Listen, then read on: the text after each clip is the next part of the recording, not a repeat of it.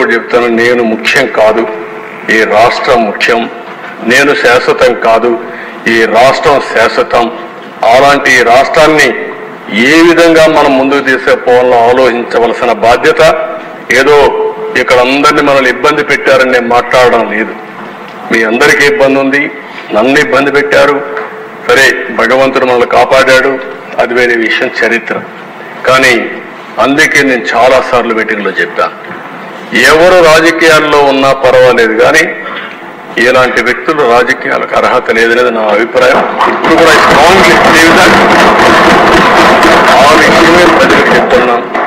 మీరు కూడా ఆలోచించండి, అందరూ కలిసి ముందుకు పోవాల్సిందిగా నేను కోరుకుంటే. నెక్స్ట్,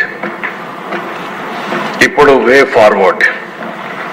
పోలీస్ శాఖ పూర్తిలోనే మార్పు, కొత్త చట్టాల అవగాహన వేస్తాం, చర్చ చేస్తాం.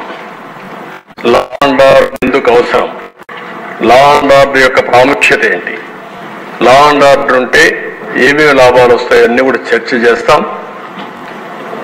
ఏదైతే మోడర్న్ ఎక్విప్మెంట్, అత్యాధునిక సాంకేతిక పరిజ్ఞానం తీసుకొచ్చి ఎవరు తప్పు చేసినా, నిన్న మీరు చూస్తే ఏ పరిస్థితికి వచ్చారంటే మదనపల్లి ఫైల్స్, ఇది లేటెస్ట్ కేసు.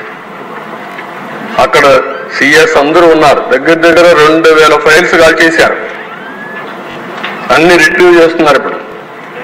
అంటే ఏ విధంగా వీళ్ళు తయారైపోయారంటే వీళ్ళు చేసే ఘోరాలు నేరాలు కప్పిపుచ్చుకోవడానికి దేనికైనా తెగాయించే పరిస్థితికి వస్తున్నారు. అందుకనే ఈ టెక్నాలజీ కూడా ఉపయోగించుకుంటాం.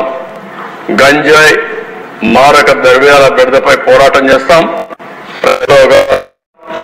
ఇంకా డిబేట్ చేద్దాం. ఎట్టి పరిస్థితుల్లో దీన్ని చేసిన బాధ్యత ఈ ప్రభుత్వం పైన ఉంది. దాన్ని పూర్తిగా ప్రజల్లో తీసుకునే బాధ్యత ఇక్కడ ఉండే ఎమ్మెల్యేల పైన, ఈ డిపార్ట్మెంట్స్ పైన ఉందని చెప్పి నేను మీకు తెలియజేస్తూ, ప్రవర్తనాత్మక పోలీస్ శాఖ నేరాల్లో రావాలి. నేను అందుకే ఫైనల్ గా ఒకటి చెప్తున్నా, రహిత సమాజం